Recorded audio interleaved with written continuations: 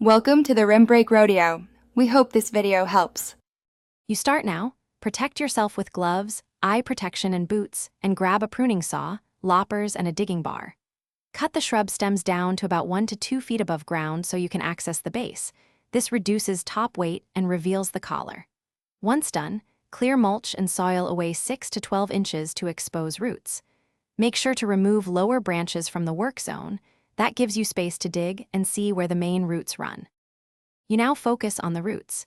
Dig a trench 6 to 12 inches out from the trunk and expose roots all around the circumference because shrubs anchor widely. Once roots are visible, cut the largest roots with a pruning saw or reciprocating saw. This prevents tearing smaller roots. Then, use a digging bar to pry and lever the root ball up in sections. Work one side at a time so you don't fight a stuck mass. Make sure to recut stubborn roots as needed, and keep clearing soil. You finish by removing remaining root fragments and filling the hole with soil, tamping and watering to settle it so it won't sink.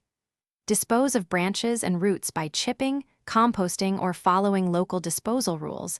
Do not leave large roots exposed. If a stump remains, either grind it or apply an approved stump treatment. Make sure to follow label instructions. If new shoots appear, cut them low and treat or repeat targeted root removal. This troubleshooting step prevents.